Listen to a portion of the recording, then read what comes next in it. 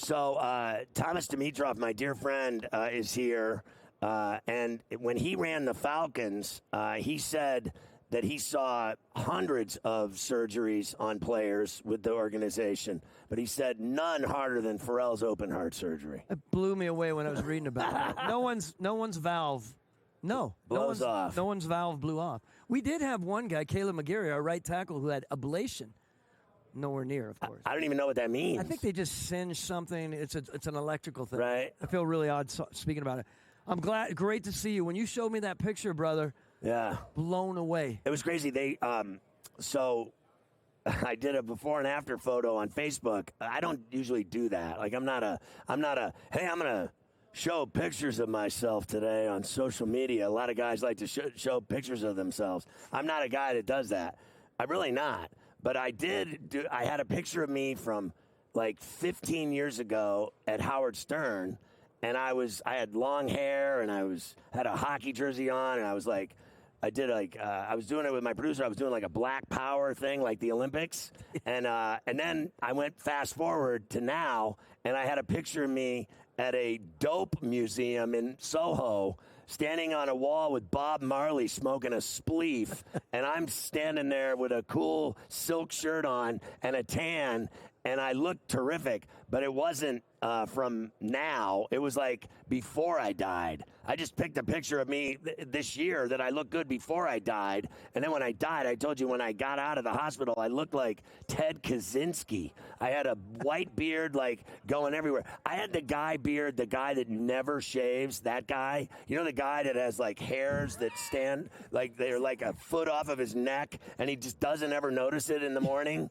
You know the guy that misses, or how about the guy that shaves too quick on the way to the airport and he misses chunks, and he's got chunks on his face? That's what I looked like. Oh, my God. It was awful. So, I mean, you're how post-surgery? I'm 4 months out. 4 months. And I'm now walking. So, like, yesterday I walked 6 miles, which was way too much. I'm supposed to walk no more than 2 miles a day, but what I've done is I've not listened to anyone tell me not to work out, because for 4 months I've done nothing, and then the guy finally cleared me to walk, and so I've been walking 2 miles a day. I gained 25 pounds since the surgery. Wow, okay. Because I sit around doing nothing. I gamble and watch sports and bet, and I eat bags of Doritos and popcorn and pizza, and I gamble and watch movies. I can't do anything. I'm not allowed to do anything. So finally one day, my daughter's like, "Wow, you're really fat." And I was like, that's it. I'm going for a walk. And I started walking 2 miles a day, and I'm walking fast. I'm listening to Sirius XM music. I'm trying to get my head right, and I'm walking and walking. And yesterday in Vegas, I made it 6 miles between the airports and going back and forth from the Mandalay to my hotel and to the MGM. I've been walking, and I feel good, but I have to be careful because, like, it doesn't take much to get me, like, sweating and getting me, my heart going too fast. Do you feel like you don't have to worry? You were talking about Doritos. You don't have to worry about cholesterol. Like, no, it's not I have that. no clogged arteries at all. So they have this monitor on me. If you notice, it says 30 minutes to the morgue. That's what they engraved on there for me. That's my nickname. And I have to. It monitors everything. My heart rate, standing heart rate, resting heart rate, beats, strain, stress. Everything. It follows everything. I didn't know they could follow your strain and stress. Like, can you imagine the stress when you were a GM in the NFL, the stress? And they would have had like a stress monitor on TD. Poppin'. Thomas Dimitroff with a stress monitor.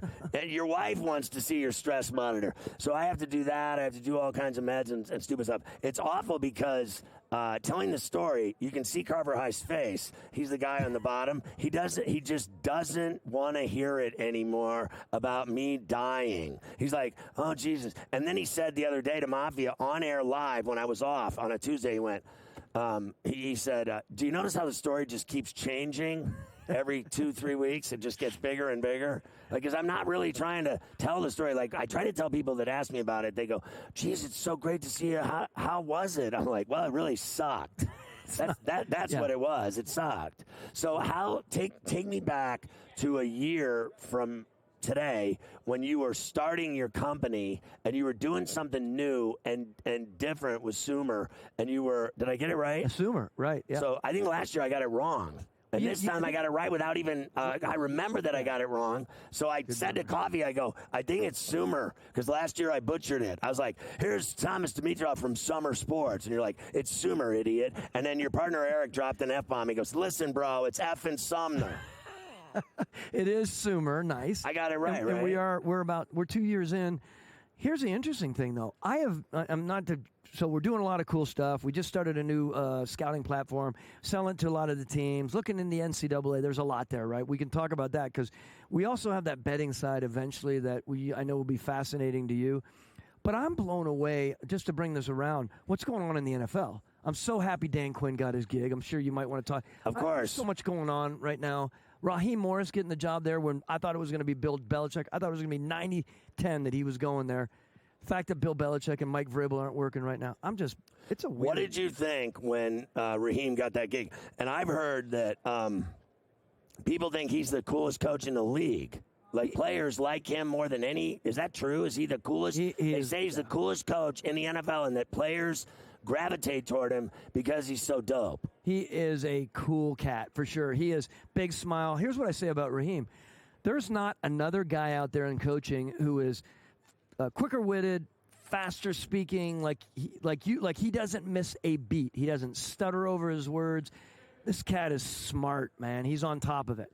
He's coming into a situation where he has to change that, just change what Arthur Smith, Arthur's approach was very different than what his is. So Raheem comes in there now, and he's got all the players wanting to play for him. Like you said, he'll do well in recruiting and free agency, and we'll just see how it all is. They can't do anything without a quarterback. They need to find a quarterback, right? Was that guy, your guy was here, Mike Smith, wasn't that your guy? Smitty, yeah. So what about, I saw him here earlier doing a show, and then Art had, bottom line, didn't go well for him in Atlanta, and then now he's with my team, the Steelers, and the thing that's weird about it is, you know how this goes.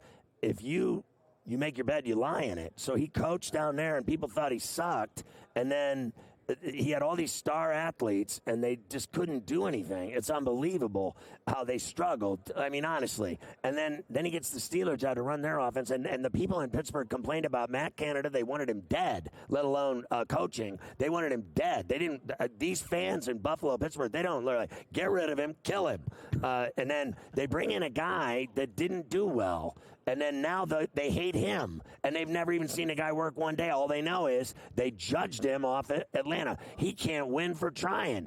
How many times have you seen great coaches have to deal with that bullshit? Well, that's a tough thing. You're exactly right. I mean, Arthur Smith is a smart guy. We had people complaining. I'm just living in Atlanta, Right. You hear people in the dialogue and they get upset. He's a good football coach, and it's good for him to go back into that situation. You're exactly right. I'm sure the Pittsburgh faithful are like, what is going on here? I think the opportunity for him to go and be around Tom. Are you a Tomlin guy?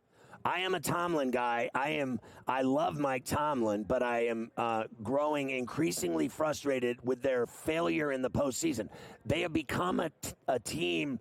As a season ticket holder my entire life, I still pay money for the tickets. I never go. I sell them because I'm on TV every Sunday. But I am starting to grow the ilk of they're satisfied with making the playoffs, not winning in them. And I grew up, I went to 6 Super Bowls and watched them lift a Lombardi trophy. I don't know anything about losing playoff games. They've lost twice in the Super Bowl, and they've won 6. And to have this 49er team catch them Sunday, I'm not having it. Yeah, no, I don't want the Cowboys or the Niners to ever win another one. Yeah, that's a tough one. So I like Mike, but he's not winning in the playoffs. I was saying Mike was one of those guys out there, and I believe this about Bill Belichick. I believe it about Mike Tomlin, and I believe it about, I don't know, Sean McVay. If I were to ever get back in, and I also said this about Kyle Shanahan. I don't know where your head is on that. I've always said if I ever came back as a GM, I would seriously consider a coach out there that I'd have to trade for. Sounds odd from a personnel guy. You're like, smart. You're going to give away. Yeah, it is. It is smart. Because nowadays, it is about, and I know the banter about was it Bill or was it Tom. You have to have both to be great. You know that. Well, you had it. Bradshaw. Gosh, how old are you and I? Mid 50s. I'm 58. When you watching Bradshaw, I'm 57. I went to all 4 of them. Yeah, you went to all 4 of them. Right. My dad took me. But if Chuck Noll and Terry Bradshaw, there was a reason. They didn't like each other. They didn't, but they won Super Bowl. But he was young and crazy and cocky. He was a Cajun boy. He didn't listen to his mama, let alone his coach. Yeah. And there are guys now that make so much money in the NFL, they don't listen either. Don't tell me you didn't deal with prima donnas that didn't listen to you. Of course. And they looked at you and they said, hey Thomas, good to see you. Yeah. Don't talk to me. Yeah. No, I don't want to listen to you. No, there were guys like that. And they're everywhere in the NBA. In the NBA, I watch a huddle now in the NBA. I play ball. I watch a huddle in the NBA, and I know the games my entire life. I've been around Bob Knight. I've been around NBA, and none of them listen. They're like, this guy's talking. They're like, oh, my God, can somebody order a drink or a pizza? They don't listen to him. Let me ask you this question, TD. Yeah. Now, I want to know, because I'm so fascinated by you. I have to look at this schedule because they got me on this schedule, and I refuse to be done with you. I refuse to end this interview, Mafia, in 2 minutes. I refuse to also end the interview in the 2 minutes that I have after this break. What I'm going to do is roll his ass over like a pierogi, and we're going to talk to him at the top of the hour too. So what I want to do is I want to go back to your move. All right, so you're no longer the GM. And people, I think last year I was asking you, are people asking you, gauging your interest in doing it again? I'm not interested in that. What I'm interested in is what your life is like now compared to when you were in that hot boiling water, when you were in that stressful, strained nightmare, which you loved and you got off on. No question. No one that has that kind of juice and power and running an NFL team and running drafts. I've seen you do it. I followed you. I'm a fan of yours. I'm obsessed with your success of giving that all up to do what you do now. Oh my God, what a great lead in. It's tough. I go through waves on it, man, because I miss the hell out of the competitive side. Yeah, you can be a CEO of a data company and a startup. It's fast-paced, and there's a lot going on. I'm able to spend much more time with my kids. Number one most important thing, as well as my wife, really important. I miss that. That's important now. Yeah. I will never listen to a GM in the NFL or a coach tell me how much they need to spend more time with their family, because when you were running that job, you never did. No, you never did. You owe them. That's right. You owe them that time. You owe them. Fair enough? Fair enough? Yes, it's a great point. And that changed you as a man. Oh, no question. I go to the owners' meetings, right? When I'm trying to do a little bit of business. You laugh at this. I literally walk into the party, and I can't get on in the party. I'm with Mickey Loomis. Think about this. Power guy from the Saints. We're supposed to be worst friends in the world because of division. Right. He's a real close friend of mine. He's like, Thomas, I'm sorry to do this to you. He puts over my neck the placard or the lanyard with his name, and I had to walk in because they wouldn't allow me in. Point is, I was part of the club, no longer part of the club. That hurts my heart. So do you, and listen, when we come back, I'm going to ask you this question because we'll have a short segment, but I'm going to kind of throw it out to you now and let you think about it and stew it over. Do you ever lay in bed at night with your wife and say, I'm jonesing to do it again? Like I'm not. You're either fulfilled now or you aren't. And if you aren't, have you ever looked over and said, I want to get back into the NFL? Into the capacity that you were in. I want to ask that. We're going to talk more with Thomas Dimitroff, my good friend from Sumer Sports.